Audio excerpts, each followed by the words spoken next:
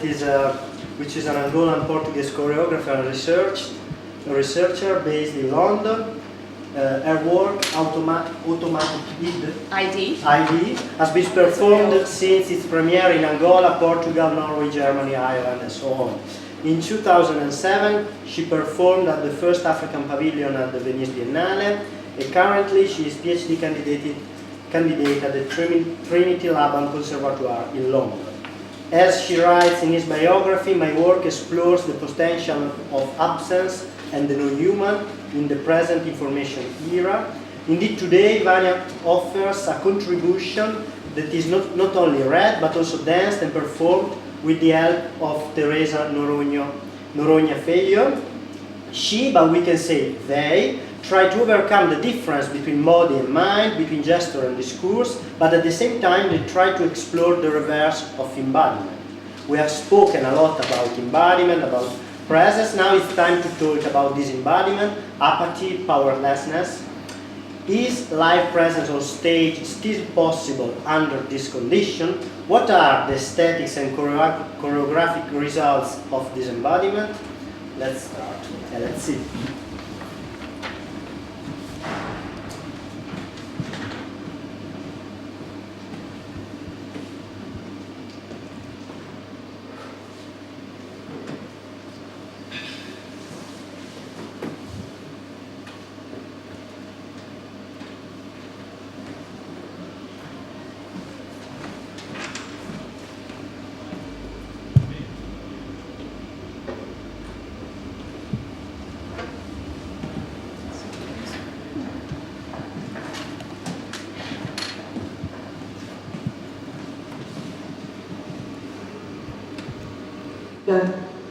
Bureau E. L'école des hautes études en sciences sociales. Bureau E1. GAS. Monsieur Alain Bourreau. Monsieur Alex Ferrier. Monsieur Sylvain Piron. Bureau E2 et E3. Grille. Bureau E4. Madame Hervieux-Léger. Professeur Judet de Lacombe. Merci de frapper fort, sur la porte, évidemment. 6 clés, extincteur, 6 litres eau pulvérisée avec additif. 13A, 233B. 1. Enlever le dispositif de sécurité. 2. Appuyer à fond sur le levier de commande. Pour raison de sécurité, cette porte doit rester fermée. La gardienne. Toilette homme. Inutile de tirer comme un forcené sur la poignée, car elle va vous rester dans la main. Un peu plus de douceur, il suffit de la baisser. L'équipe de logistique. Vigipirate, alerte attentat. Le niveau alerte attentat s'applique quand des projets d'action terroriste ont été commis sur le territoire national. Aussitôt, des mesures exceptionnelles, d'une durée très limitée et drastique, sont alors instaurées, précise le gouvernement sur son site. EHESS, salle des artistes. Entrée interdite. Bonjour, je vais faire ma présentation en anglais. C'est dommage, mais j'ai l'envie d'avoir vous faire des questions quand je présente des choses. Et j'ai envie aussi, si ça va être trop long ou trop vite, que vous me dites. OK? Alors, I'm actually here today to explain partly my fascination and interest in absence and disappearance, and their critical potential for choreography in the present and in the actual time that we live in. And how I have moved away from the obsessive investment and at times uncritical of dance in the body, or also of dance of the body into presence, of what many of us use the word embodiment. In my opinion, both are partly facets of the modernist project in dance that prevailed after the movement of democratization and horizontality operated and put in march by the Judge and Church movements, to whom I owe my foundational studies, with Steve Paxson, with Lisa Krause, with Lisa Nelson, with Jim Fulkerson, that worked and made compositions with John Cage, or Mary Fulkerson, and I'm probably forgetting many of them here. This interest of mine was provoked, firstly, by my interest and curiosity for a certain sense of apathy that I felt my generation were navigating in Portugal. This led me to my initial steps in my academic research, where I wanted to move away from this uncritical centrality of the body in choreography and find modes of being on stage that could translate the times we were living in. My intention was to find a choreography of resistance that has something to say about the present information era, about the times we live today, and I have decided to call it a choreography of disappearance. This interest has developed and manifested itself in 4 different performances until now, one ongoing research project that I've entitled 35 Days of Nothing to Say, writings, creation of scores, and I will not elaborate further about scores, but I think there's a lot of interesting things for us to speak about that, concepts, and long-term collaborations with, for example, Teresa, who is here today, and who I have invited and have been inviting to come to my presentations. Also various witnesses that with their feedback, like you are here today, can enhance and bring into my research new ideas, new ways of performing, and actually of questioning what am I doing here today as an artist. Also, a strategic concept that I've been using and that is proof fundamental that I use, which is called, which has to do with auscultation procedures, which you have witnessed in here. So this was actually one auscultation procedure that I have done to this space as I had upon arrival. And all of these things have been developed both in the academic and the performative contexts. My aim has been to investigate this potential in the present time, in an era characterized by our obsession in knowing everything in the moment, and also that trades with immaterial goods, as Lazzarato, and I'm using here the Lazzarato concept of things like flexible organizational forms, like we are asked to participate and engage actively in our jobs, to bring our emotions, to engage with our subjectivities, even to engage interacting with our jobs at the space of work. But also with ideas. We trade today, capitalism trades on ideas. We no longer trade on goods. Actually, the recent crisis has been provoked not by real money, but actually by influxes of capital that is invented at the stock market. Or in a era characterized also by event creation. Event creation today makes part of capitalism, and also by effects. In this era, intensive and unstoppable communication is encouraged. It is encouraged in us through iPads, through looking at the clock constantly, through PowerPoint presentations, through putting our images in the internet. I'm doing this conference there, I'm performing here, I'm taking selfies. I have actually a friend of mine that is an artist that did recently a performance at Tate, and he was very interested in interacting with the participants. So the participants, the actual performers, were the audience. And he was very upset because actually all the audience did was taking pictures of selfies, and they didn't really care anymore about his work. So in this era, I contend that the long time dedication of presence, of being present in the 20th century in dance, will probably, and is suffering destabilizations, opening the way to this critical potential of absence, and also the non-human in choreography. And I'm speaking about the non-human, not only, I'm speaking about architecture, I'm speaking about even things that we might think and not know that exists. And that's why I'm using the strategic concept of auscultation, because it has a certain kind of idea of opacity, of, listening to the art, but we don't really know, or even sounds that are inside the body or other things. Sounds and things that are inside this building that we actually usually don't notice, and we think that it's neutral, that, that there's nothing here, that, that probably we are here today, and maybe, there's things that we leave that will stay here. So also, I speak about Gerald Sigmund highlights this potential of absence in performance, in a time when our presence seems to be cooperating and colliding with society of spectacle. Moreover, our sense of time has changed and these questions and destabilizes previous notions of presence in dance.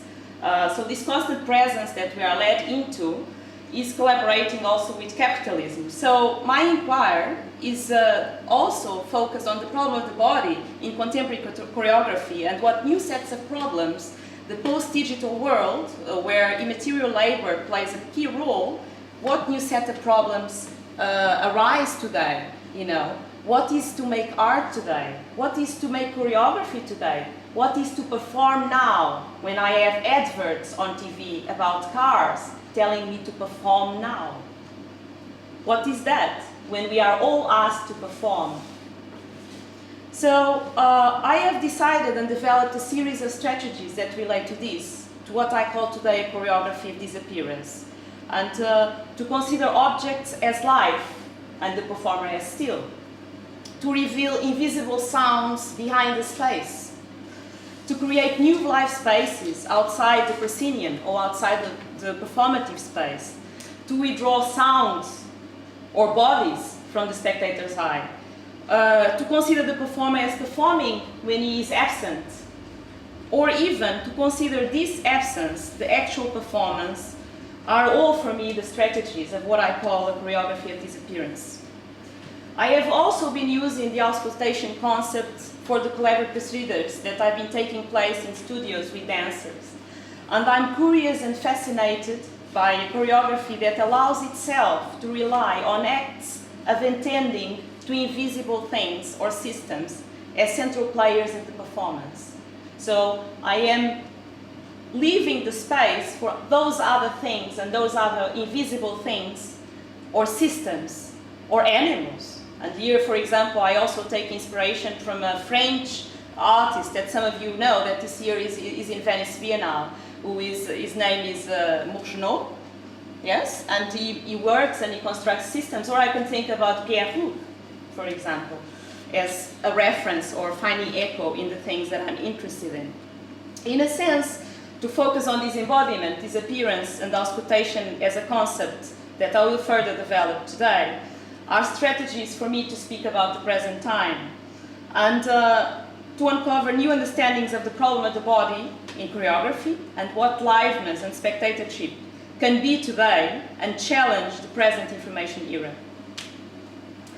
I'm going to speak also, you know, and to explain a few of the anxieties that I've been engaged with that led to the research. And some of them are questions like, what are the limits and the instabilities and precariousness of institutions, including democracy, modernism in the present time, and how do they relate to our choreographic practice? What possible forms of resistance can this choreography offer in a post-Fordism world that feeds itself on ephemeral forms, like flexible organization, like I was speaking before, event creation? How useful is a choreography disappearance as a cultural response to contemporary issues of manipulation or effects and destabilized systems? And here I'm speaking about democracy, for example, one of them, or modernism.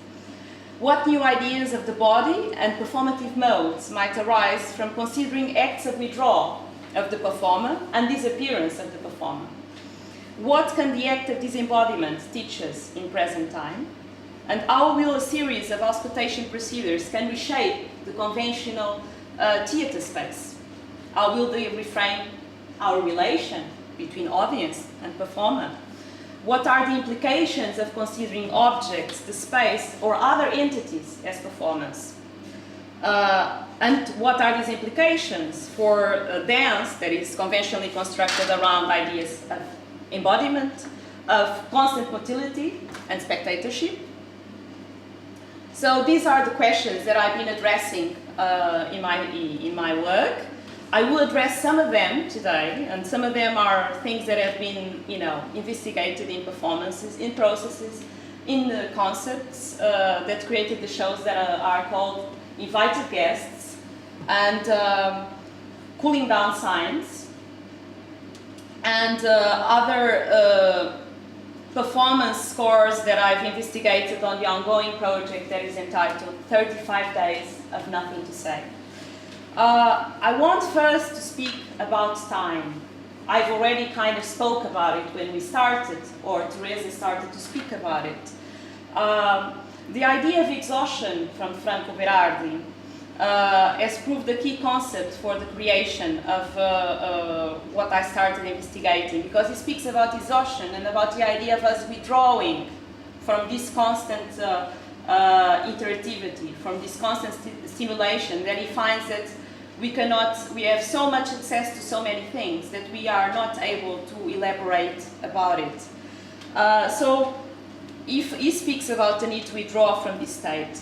So in a way, he's speaking about the constant updating of time that became very much part of our contemporary existence. In a way, you know, this long time dedication of the idea of being in the now that I was taught, you know, in the 90s and even before by the Judson Church, somehow I started coming to the studio and I was working with EHESS that were younger, and they had their iPads, they had their mobiles, and I was like, well, actually they feel that they are more in the now than, you know, what was actually happening on space, you know. And I thought, wow, this is quite, it provoked a lot of questions around my practice and around, you know, if that was what I wanted to investigate, considering the things that I wanted to investigate at the time, and how long, you know, how much that related to our sense of living today.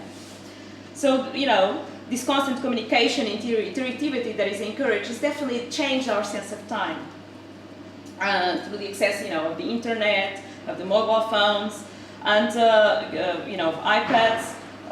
You know, I can also speak, you know, Paul Virilio speaks about this, you know, the French cultural theory speaks about and calls it presentism, to be present always, present, present, present. We're all present. You are more present than I am here, in a way. So, and he speaks about this constant, the obsession with the immediate, with the simultaneity, with the instant, and points out that this is a strategy of ours to escape our historic condition of humanity, and actually to forget about many other historical conditions, or even social conditions, or even racial conditions, you know, people that are into bare life, yeah? I use a series of strategies that are to do with this, with the time, and some of them are, you know, decelerating time on stage, extending time to the limit, and hide or reveal things from the audience's eyes.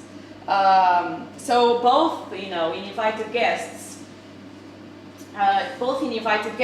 and in Cooling Down Signs, which is my last show, exhibits, you know, various of these strategies from, you know, acts of withdrawal, concealing or even hiding the body, or erasure or removal of sound. So to have a lot of sound, or even to have sound that is there that people don't notice. And I will go further because this engages with object-oriented philosophy from Graham Harman, which actually is very different and contradictory to some of the phenomenological aspects that we've been having today here in these two other sessions. So the aim, in a way, in these strategies has been to uncover, you know, strategies related to our obsession with actualization of time, and to develop the potential of those strategies in the body. And because this absence enables us to wait as an audience while we are looking at something which is not there, there is in this period, you know, a sense of dispossession that affects the audience. And this has been more under examination, and it's something that I'm continuing to have, you know, a big interest. For example, some of these strategies are very present from the beginning in invited guests, where, you know, from the beginning, this is a picture from invited guests, the performer actually opens the door of the stage, very little, and actually she goes away, instead of starting the performance. And then, finally, you know, she enters and she starts the performance, and already there's been there a performer beforehand. If you look here, there is a piece of paper, and that piece of paper has been there performing already before her. So After she gets in, you know, she picks up a blank piece of paper, she moves it from one place on stage and then to the other. She leaves it alone, leaves again the space, leaves the audience alone, you know, with just the space for themselves. Comes in front, tilts her head to one side, tilts her head to another side, sits again, picks up the piece of paper, writes something on the piece of paper. It stays there. Nobody knows what she's written on the piece of paper. And she goes on, leaving all the audience without knowing what is written there. And you know, this is also a critique of a lot of the things, you know, because we seem to be very obsessed with knowing everything in the moment, you know. I want to know if Violeta, what time she got up, and she has posted it on Facebook, you know. So we kind of live obsessed with knowing, you know, everything what we do, and we post it everywhere. So this has been also a way of making, you know, a critique, and in a way, you know, Berardi speaks in his Soul at Work. He speaks about we no longer seem to find acceptable to write not to be watched.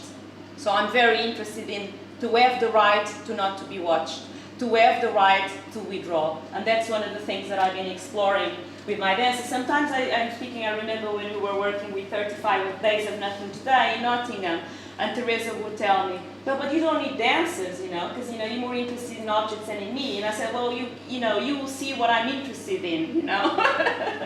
And finally you got what I'm interested in, because you've already been doing a couple of things that have to do with that, and you've already had the presence of another voice here, which is your name? Emily, in the recordings that we had today. So also another stretch that I used in Invited Guests was that, you know, the beginning starts with a solo, then it becomes a duo, then it becomes a trio, and only by the end actually people understand that behind those closed doors, behind that proscenium, there's other people, and there could be even more. So this is also a way of extending time, of extending and, you know, hiding things behind closed doors, hiding things and revealing them as the time goes on. I also now want to get, you know, into another concept that I began to use. I will speak how I began to use it, and because a lot of my things, they interact, so theory and what happens with my dancers and what happens with my audience somehow, you know, brings things into my research. So actually auscultation, which is, you know, which comes from the verb ascoltare, auscultar in Portuguese, in Italian. Ascoltare. In French? Ausculter, alors c'est la même chose en fait. So this was introduced by a French physician that started using the stethoscope, and it has to do, it refers to the act of listening to the organs, you know, the parts of the body. You know, so for me, auscultation, to hear, to make visible what is behind something, to make visible something that we don't know what it is, that we cannot see, a body, an object, a building, to hear different rooms, to hear foreign entities behind those walls, invasive, permanent, momentary. So therefore, you know, my research has been relying on a series of auscultations, and I'm using it also in a very broad sense, as a metaphoric sense, as long as it remains useful. So it is a strategic concept that I'm using to find strategies that remain interesting for the research. So a lot of these operations have been going on, you know, of buildings, in theaters, in particular objects, in universities, in other academic, you know, it's like the third time that I'm presenting this, and I'll be presenting this in Brighton, and every place I go to, there's a different hue. There's sometimes a dancer that I invite to perform with Teresa, you know, that I find there, or even a person, like in Brighton I will invite 4 people from, you know, like you, to come and do some interventions that have to do with this. But you know, the intention for me with this is to disrupt also the illusion of the proscenium, of the box, of the theater space. So in a lot of these stretches, I'm able to create other spaces. You know, we are inside here, but there's also other things outside.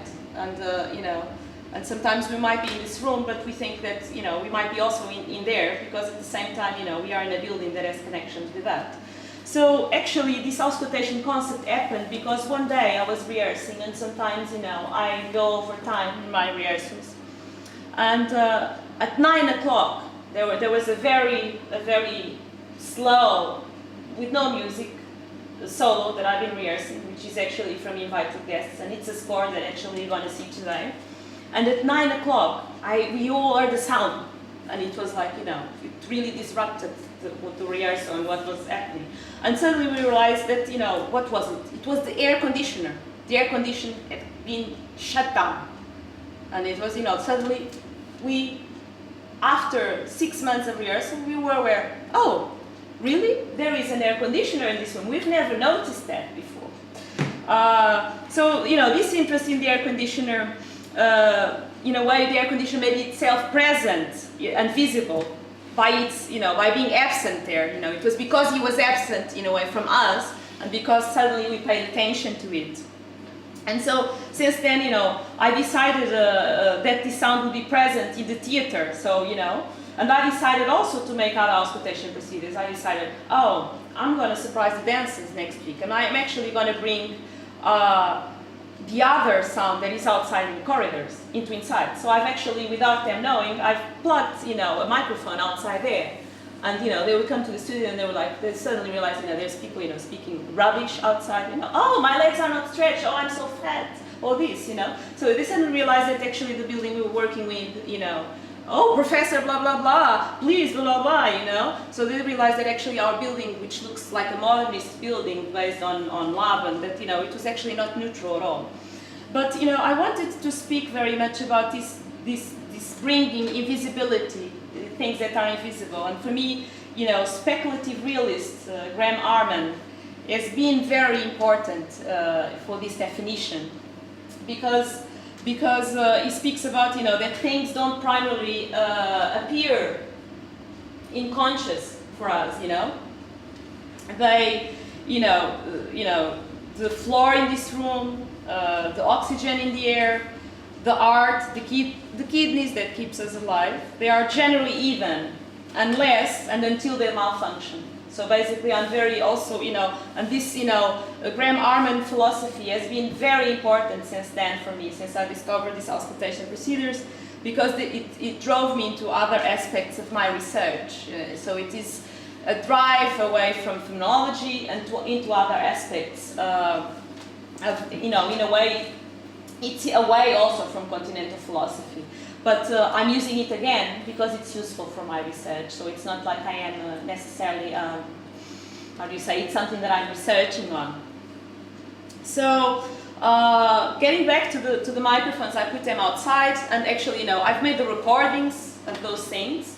And actually, you know, when we were performing then in the black box, I've used some of those recordings because I thought they would create, and they created another layer in the proscenium. So we were actually performing in Laban, but actually, and we were in the theater, and at the same time, we were in like another room above that proscenium. And when the dancers would go out of those doors, it was like they would enter those other rooms, imaginary rooms that would be in the heads of the audience also. I've also used other strategies, such as asking, you know, a dancer to just look up. I asked Pan to look up while he was doing a very intensive, intimate duo. I asked him, oh, Pan, can you just count lamps while we are doing this thing? And that also made the creation of, you know, of a space, another space outside the proscenium, a space above, a space outside. So, you know, this auscultation idea and as a strategic concept has led me to, you know, investigate further other things. And here I'm speaking about the disappearance, you know, behind sound, taking away sound from the audience, from the performance. But, you know, it led me also to other scores, you know, to other scores that I started investigating later. First with the book duo in invited guests, but then also later with 35 Days of Nothing to Say, the disappearance of the body behind objects, and even the disappearance behind non-human entities. I will speak a little bit about that disappearance and what I call the living object, and what I call alive and still. I think I went further there.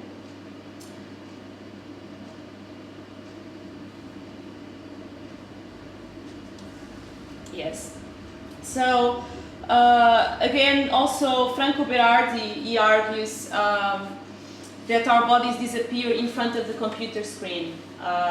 So our bodies disappear behind the force of an object. And so, you know, it is perhaps also, you know, this disappearance of bodies behind objects, or even the body of being moved because of an object, or, you know, or becoming himself an object, that for me also puts in evidence acts of disembodiment in a way. But I will also explain it further because this relates also for me very much to the concept of democracy. In both cases, you know, sometimes, you know, the object is already there for a while, performing by himself, and sometimes the performer does not even acknowledge his presence. For example, like in the case that I showed you of invited guests. But for example, sometimes also, you know, that stillness or specific quality is given, that gives agency, you know, that is in the object, has been investigated by scores in 35 Days of Nothing to Say. For example, I have a score for a PA that I developed with Teresa, a portable PA, where, you know, it's actually the portable PA that is performing, and actually it's almost like Teresa becomes the PA. It's exactly that score that you told me, oh, but you don't want me to perform. And it took us like, you know, 10 days. You know. From that we also developed another score with a French kettle that you make coffee with. Yeah? Yeah. And I just, you know, for example, I just told Teresa, you know, yeah, you know, I have something very, you know, it's going to be very intensive days, remember? And you were very stressed, and I said, you know, well, we're just going to spend some time, you know, with very, you know, very stupid objects, you know. I just want you to sit down and, you know, just be there with the object, you know, see what the object is, what are its characteristics, you know, what does it do, what form, you know, what does it think about us, you know, what is it for, is it square, is it heavy, is it transparent, is it, you know, how does it feel, you know, to be a transparent kettle, you know, that becomes, you know, full or something like that, you know. So this, you know, this gave origin to, you know, a couple of more other scores. I've also been interested, you know, in the disappearance of the body beyond unknown entities. So there's also a solo that we developed in this research project that investigates the frequencies of the space. And in a way, it's like finding the identity. Who is this room that I am in? And each room actually has a different, you know, a different identity. It has different people that have been there. It has different sound. So in a way, I started engaging with strategies that actually Alvin Lucier, you know, a composer that is performing now, and actually now there's a big interest in him because everybody was interested in John Cage. So, you know, it actually has some influence of his score. You know, he has a solo that is solo for performer. He has a solo where he puts something in his head, and what you hear is a concert that is, you know, the frequencies from his head, and he just sits down. He has another one where he's been investigating the frequencies of the space, because each space has its, because frequencies exist, you know, without us seeing them. And he has another one that he has just a re-recording. So if we put a re-recording of where he says, I am sitting in a room, I don't know, I'm sitting in a room no longer, and this, you know, he just sits down, which is the room where he is performing. And because this is re-recorded, how the effect of re-recording, of repeating, of extending time can actually change, you know, the way we see things, the way we see, the way we engage, and the way we feel them. So that's another aspect. Another, finally, you know, that I just want to mention is something that I'm getting into, which is another part of the research that I have in mind. And this refers, you know, to auscultation procedures of systems and their limitations and destabilizations in the present. And I mean, this started already in Invited Guests because, you know, this piece of paper was something that the dancer brought me from the outside. So it's a piece of paper that existed, of course, in the environment, the academic environment. And actually, it was brought in because, you know, I wanted very much dancers to bring me things that are in space. And there was a board entitled Quotes of the Week. And I've noticed for 6 months, 7 months, 10 months, that there was nothing written there. And I thought that was remarkable, you know, that, you know, a new generation of people 20 years younger than me, they had nothing to write there.